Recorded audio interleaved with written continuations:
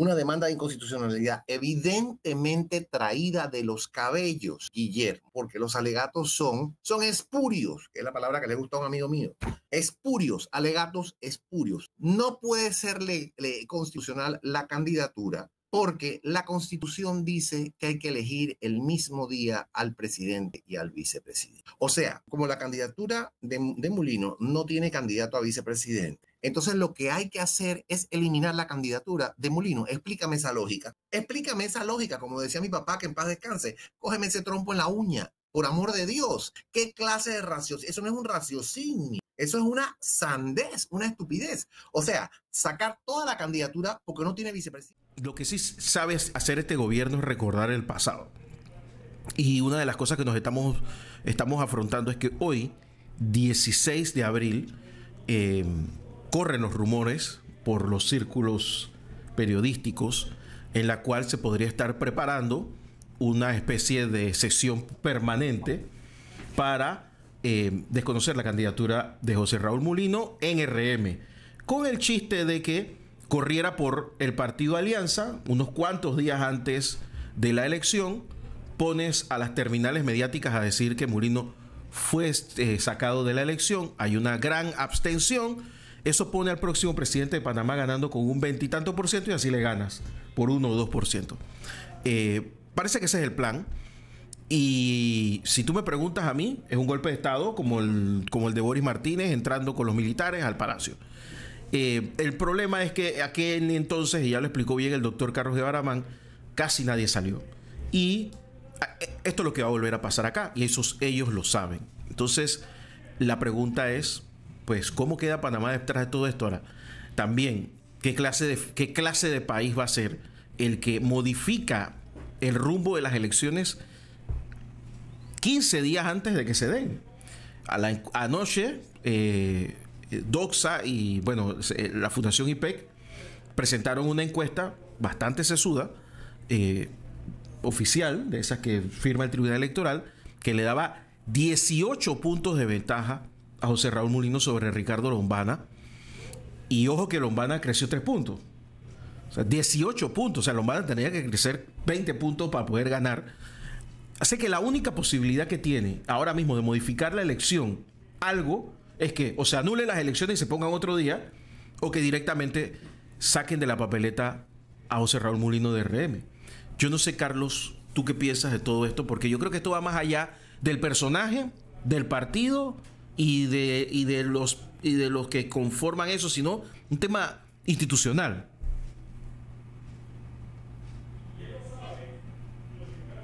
Sí, Guillermo, se ha presentado, como dices tú, una situación anómala y yo creo que el trasfondo de todo el asunto es muy sencillo y me parece que es exactamente lo que has dicho y creo que necesita reiteración. El hecho es que a pocos días de la elección hay quienes se han dado cuenta de que no tienen un cúmulo o un número de simpatías suficientes para ganar la elección y quieren buscar otra vía que no sea la vía electoral para obtener ese triunfo. Yo creo que, y te hablo como analista político, no te hablo como partidario de ninguna candidatura, porque yo no he expresado mis opiniones sobre el particular, ni lo voy a hacer. Yo soy presidente de una sociedad cultural bastante histórica en Panamá, una sociedad cultural que se remonta muchos años, y yo creo que no es conveniente que yo participe en estos momentos en la política partidista, siendo que tenemos en nuestra sociedad personas de distintas corrientes que forman parte de distintos partidos. No se ve bien que el presidente de la sociedad esté abiertamente con uno u otro grupo. Pero lo que sí puedo decir es que yo estoy 100% en favor del sistema democrático de gobierno. Y añado a eso lo siguiente, y que en favor del sistema democrático de gobierno y del principio republicano, del republicanismo democrático, siempre me voy a activar. Siempre me voy a activar, porque es algo que me indigna que haya intentos por socavar este sistema, cuando lo que tenemos que buscar son fórmulas para ir mejorando, adecentando, democratizando la política panameña. Lo que vemos es que vamos en contravía. Entonces, la primera observación que hay que hacer es que el sistema electoral no es un sistema democrático. El sistema electoral está hecho para que un partido que es el partido de la dictadura gane en condiciones que no son justas para los demás. Esa es la realidad del sistema.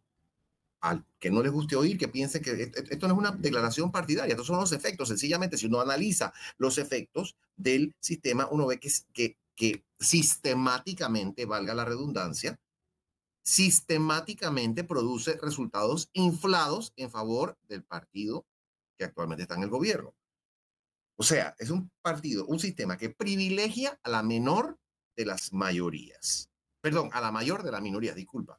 A la mayor de las minorías. Mi planteamiento es el siguiente. La democracia es el gobierno del pueblo. La fórmula que en la actualidad se utiliza para determinar la voluntad popular es la fórmula electoral. Entonces, la fórmula electoral tiene que propender a un gobierno de mayorías, no un gobierno de minorías. Bueno, en Panamá tenemos que la mayor de las minorías es la que gobierna. Entonces me dirán, bueno, pero es que ha habido alternancia en el poder. Sí, ha habido alternancia en el poder, pero aquí hemos visto fenómenos como ocurrió la vez pasada, en 2019, también lo vimos en 1994, que asciende un candidato a la presidencia de la República con una tercera parte del voto. ¿Ves? Que es lo la situación que algunos, antes del ascenso de Mulino, algunos pensaron que eso era lo que se podía configurar en Panamá. Que en esta ocasión iba a ser así. Inclusive el señor Cortizo lo dijo, que el que ganaba podía ganar hasta con 25%. A mí me parece que eso es una barbaridad, Guillermo. Yo no creo que eso es yo no creo que eso es una gracia. Yo creo que eso es una barbaridad. ¿Ves? Y esos son los efectos del sistema electoral. Es un sistema antidemocrático. Porque también está el hecho de que nos enfocamos en la elección presidencial, Guillermo. Pero nos olvidamos de que ese mismo día elegimos diputados, alcaldes y representantes, y que todos ellos, excepto los diputados que se eligen en circuitos plurinominales, salen por esta fórmula, una fórmula malhadada, ¿verdad? Una fórmula terrible, que es una elección uninominal, se elige a uno, sin segunda vuelta. Los efectos son terribles. El otro día lo puse en el periódico, Guillermo. La semana pasada lo puse. Aquí hay alcaldes en Panamá, en la República de Panamá, hay alcaldes que han salido con 20 y tanto %. El alcalde de Colón, polémico, no diré más, polémico, 22%. 22%. ¿Qué avances se han logrado en la ciudad de Colón en este quinquenio? Me dirán, bueno, el hecho de que alguien gane con el 82% no es garantía de que va a producir avances y que va a tener un buen gobierno, pero digo yo, bueno, por lo menos tiene apoyo. ¿Ves? Por lo menos tiene apoyo popular, que es una de las características fundamentales o la característica fundamental del sistema democrático. Bien, entonces, a grandes rasgos, ese es un concepto que emito sobre el sistema electoral. No es un sistema democrático, es un sistema que está hecho a la medida de un partido. Eso en primer lugar. En segundo lugar, se caracteriza el sistema electoral porque el Tribunal Electoral tiene un predominio o digamos que un control sobre ese sistema, y muchas veces las decisiones del Tribunal Electoral o las actuaciones del Tribunal Electoral no han ido en el camino de la democracia, no han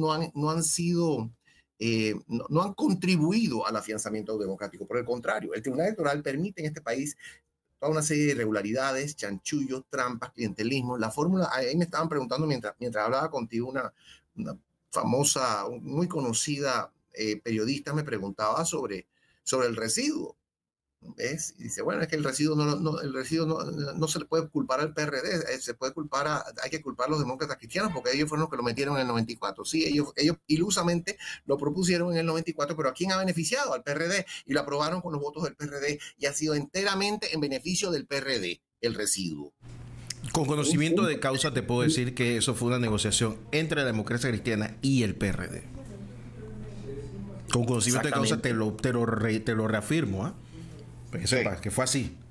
Bueno, exactamente, porque los PRDs se dieron cuenta, los demócratas cristianos fueron bisoños, ilusos en ese momento, pensaron que porque habían sacado el montón de diputados, 26, no me acuerdo cuántos fueron, 26 o 28, en 1989, fueron las elecciones más irregulares también. Lo que han debido haber hecho allí es una elección nueva para diputados, pero en fin, emparcharon ahí algunas actas, hicieron otras elecciones en otros circuitos y entonces así configuraron la Asamblea Nacional en 1989, bueno, después, ¿no? Después de la invasión, ¿ves? Y entonces ellos creyeron que porque habían obtenido el mayor número de diputados, ellos se habían convertido en el partido dominante en Panamá y metieron esta fórmula de residuo malísima, perversa, terrible, que es verdaderamente es un insulto a cualquiera que tenga un conocimiento matemático elemental o básico. ¿Ves? Es un insulto y el Tribunal Electoral patrocina eso. Porque esa manera de calcularlo es una manera que atenta contra el principio de la representación proporcional. Y ellos lo patrocinan y lo avalan y así es como eligen a los diputados. Y en base a ese hecho, aquí salen un poco los diputados por fraude, porque eso es un fraude, Guillermo. La vez pasada salieron 12 por residuo, 11 del PRD y Molirena, 1 de CD, 11 del PRD y Molirena, 7 del PRD, 4 de Molirena, son 11 que salieron con los votos contados 2 veces del PRD y 1 de Molirena. Entonces, ¿todo esto para qué sirve? De preámbulo a la pregunta que me hiciste. El sistema es un sistema tramposo. El sistema es un sistema que tiene muchos aspectos no democráticos y encima es un sistema que permite que se den irregularidades como la que estamos viendo. Analicemos la situación. El Tribunal Electoral le dio la personería, reconoció la personería de un partido que se llama RM. Ellos lo reconocieron porque el partido que se llama RM cumplió con los requisitos que están en el Código Electoral, que son requisitos complicados, enredados, son requisitos que patrocinan el clientelismo, que patrocinan la corrupción y todo lo demás, pero en fin, ese es el requisito y RM lo cumplió. El partido RM cumplió con los requisitos para la designación de su candidato. Tuvieron una primaria, salió elegido el señor Martinelli en esa primaria y el Tribunal Electoral avaló esa candidatura, la certificó. A que no me gusta Martinelli, a que es un delincuente, a que debía estar preso, a que porque, bueno, pero participó conforme a las reglas, ganó conforme a las reglas y fue certificado conforme a las reglas. ¿Ves? Entonces, si las reglas son buenas para uno, tienen que ser buenas para todos. Lo que pasa es que algunas personas piensan que la democracia es buena cuando los resultados de la democracia son los que yo quiero. Pero cuando los resultados de la democracia no son los que yo quiero, entonces ahí la democracia no sirve. ¿Ves? Y ese no es mi criterio. Hay muchos que a mí no me gustan. La mayoría no me gustan. La mayoría me parece que son terribles candidatos. Y no me refiero solo a los presidenciales, me refiero a todo el elenco que tenemos de miles de candidatos. Habrá un 1% que sirva. El resto son impresentables, Guillermo. Pero bueno, ese es el sistema que hay. Y es un sistema que en alguna medida consulta, en alguna medida, a pesar de todos las limitaciones, las cortapisas, las trampas, los chanchullos, etcétera, etcétera, etcétera, en alguna medida consulta la voluntad popular. Y es preferible al tener una dictadura.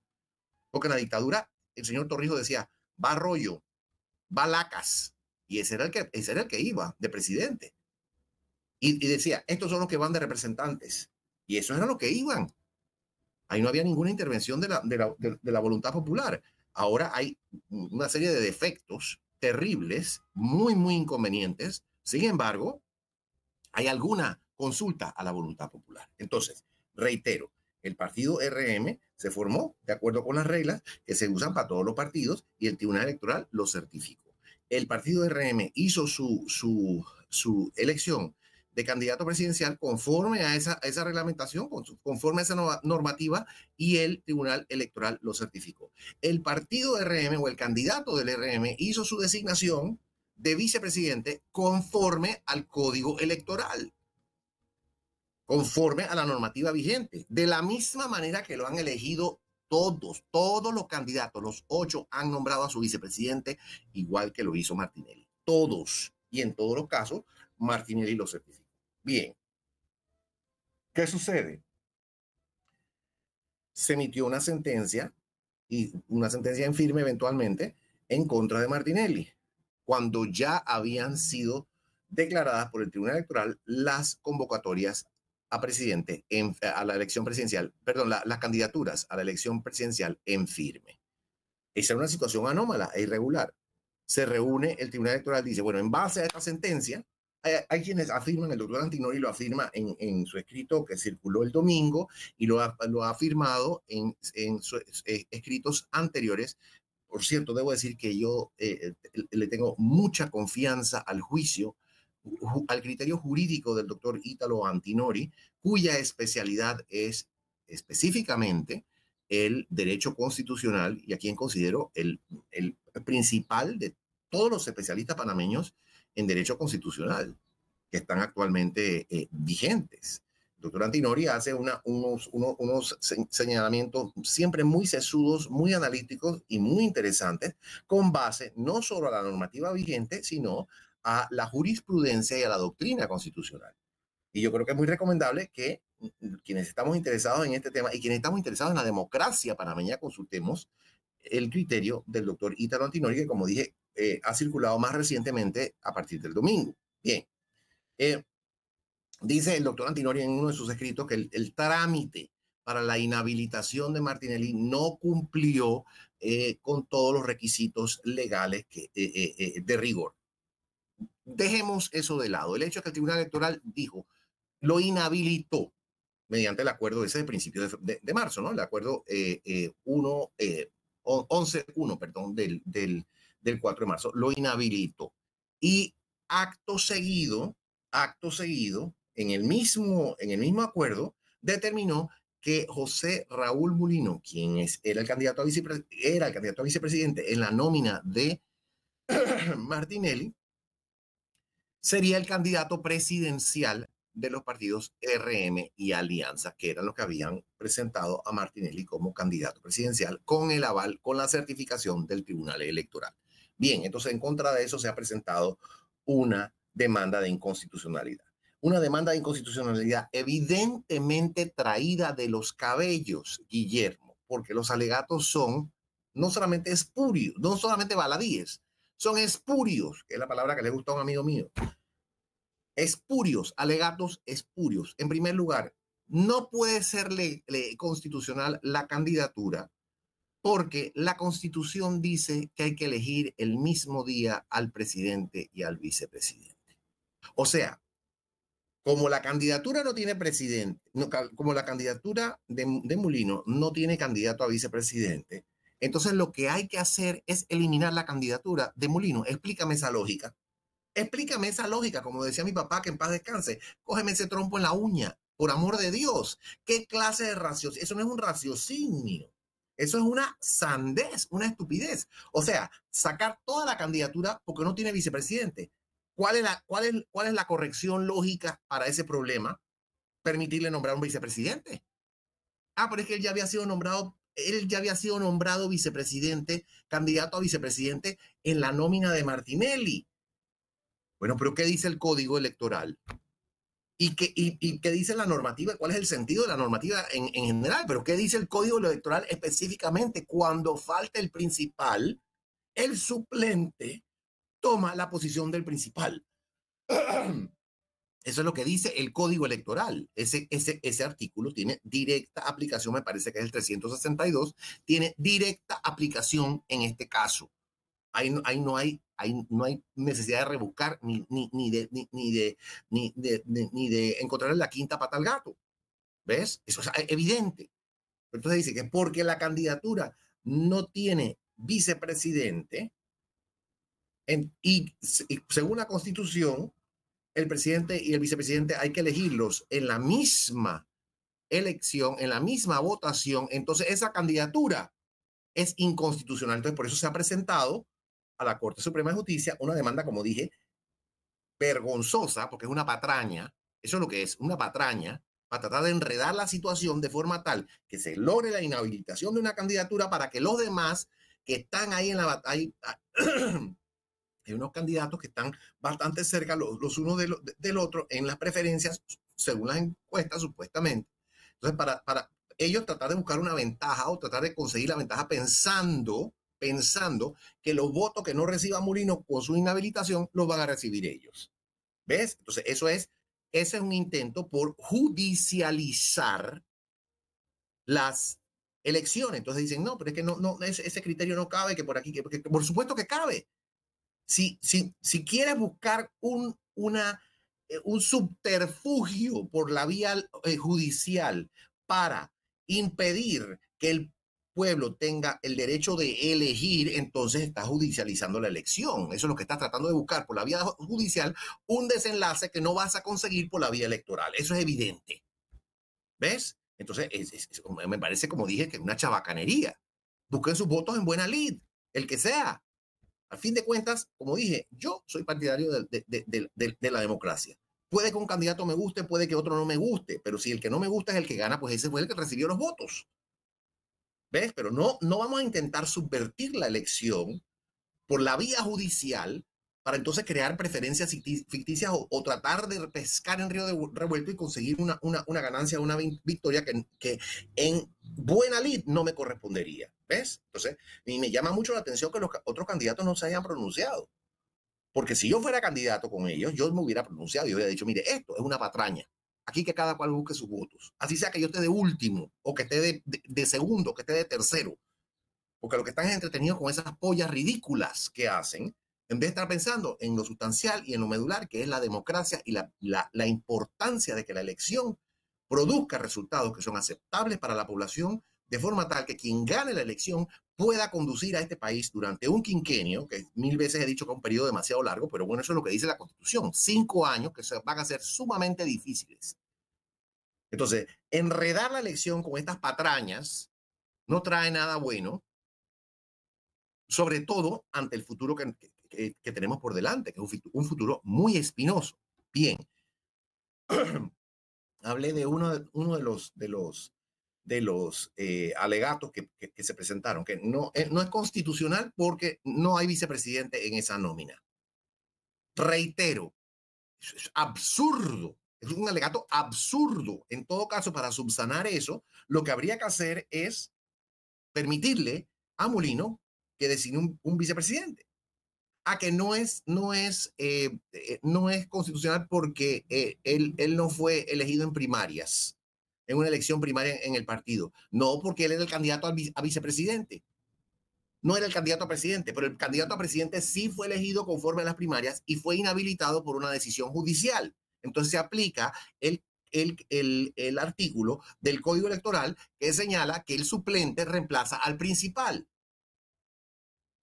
Ahora bien, hay un tema, Carlos, disculpa que te interrumpa. Hay un tema, te lo digo porque yo fui subsecretario general de un partido y hay un tema en los estatutos de los partidos políticos.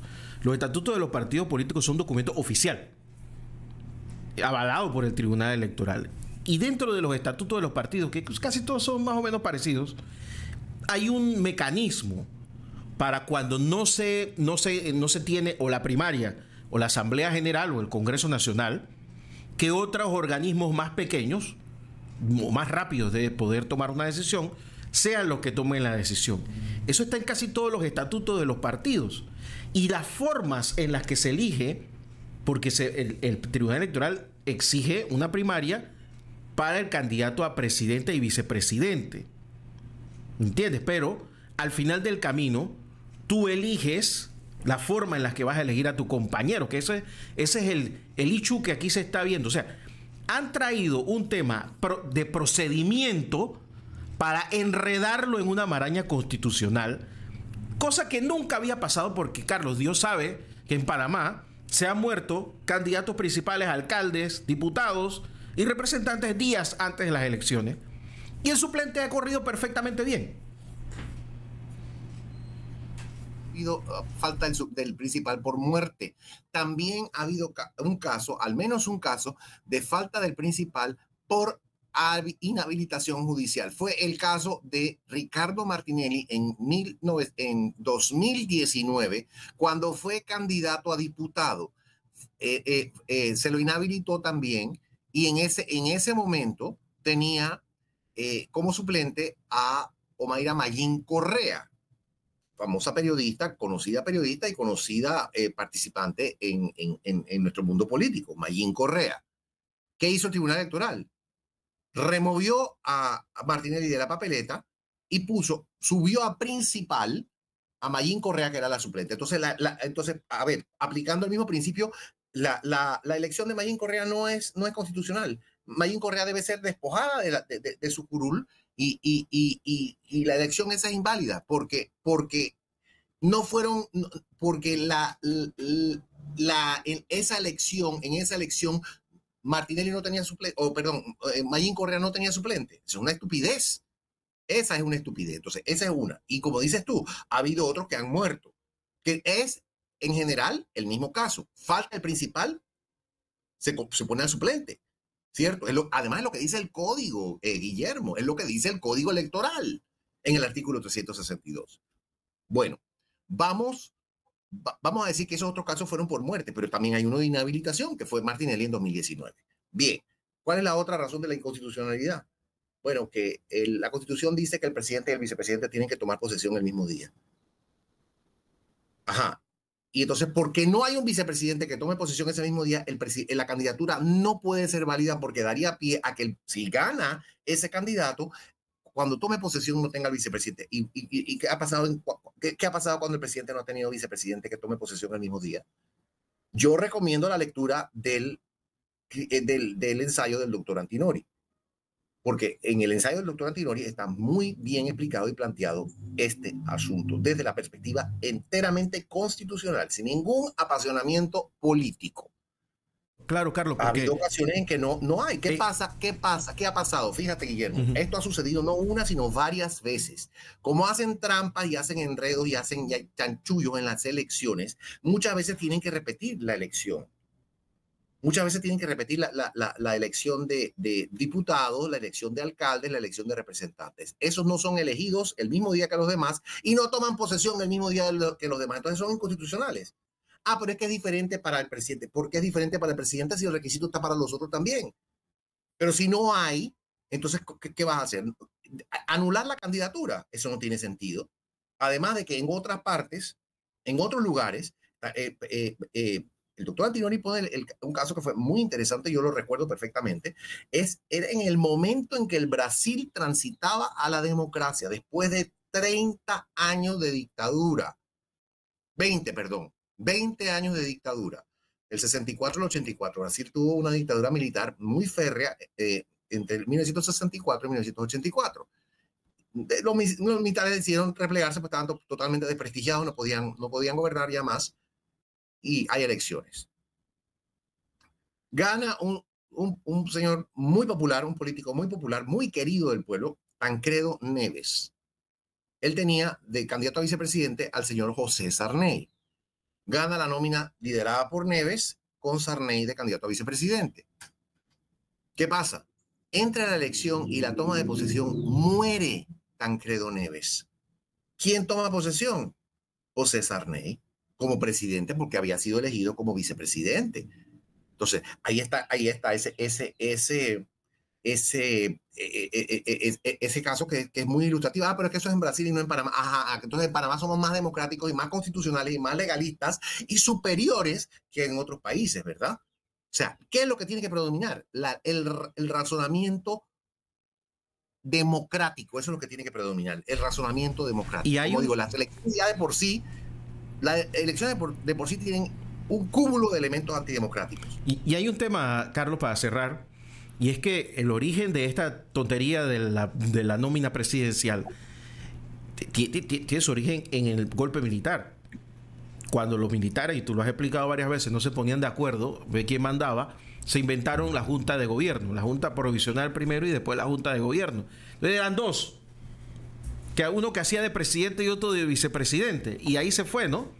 Y se inventaron esa necesidad. ¿Para qué? Para tener a alguien a quien quitar y tener a uno de reemplazo rápido, ¿no? Ese es el origen que hay en la Constitución de 1972 de todo esto de que tienes que tener un vicepresidente, cosa que es una absurdez increíble. Pero bueno, el punto es que quieren enredar.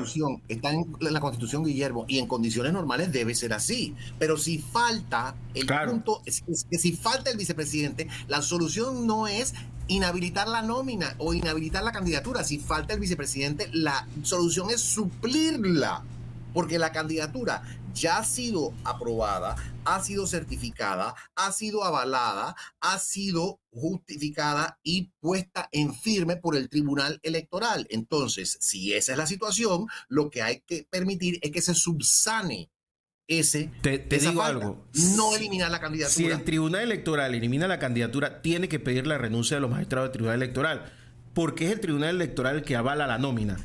Si el candidato a vicepresidente no cumplía los requisitos y la Corte Suprema de Justicia determina que no es hábil para ser presidente, el Tribunal Electoral entonces cometió, no un error, algo peor.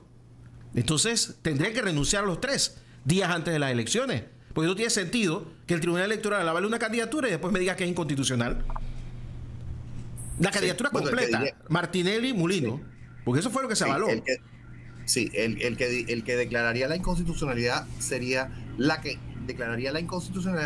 Corte Suprema. Habría que pedir la renuncia a los magistrados, porque lo que hicieron no está entonces ni siquiera dentro de la ley, según la teoría esa absurda de inconstitucionalidad. Pero bueno, sí, es que es un raciocinio, como te digo, no es un raciocinio, es un alegato, un planteamiento chabacano, o sea, para atrasados mentales.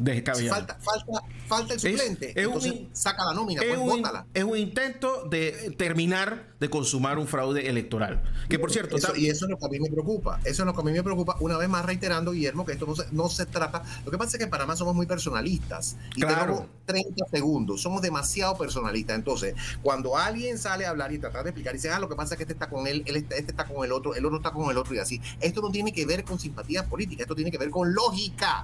Pero este es un país donde la gente no estudia gramática, no estudia matemáticas y menos aún estudia filosofía. Esas son las materias que ayudan a pensar correctamente. Entonces se salen con idioteces como esa. Porque esa candidatura no tiene vicepresidente, entonces hay que eliminar la candidatura. Por amor de Dios. Una vez más, esa no es la solución, Guillermo. Y todo esto es preocupante, como bien lo has dicho. Así es que yo creo que ha sido importante que conversemos sobre el tema en la mañana de hoy y ya nos hemos pasado 3 minutos, así que no sigo abusando más del tiempo. Te mando un fuerte abrazo y un saludo muy especial a los oyentes de Radio. Era el doctor Carlos Guevara con nosotros aquí en El Sillón Danco. Te mando un gran abrazo, Carlos. Hasta luego.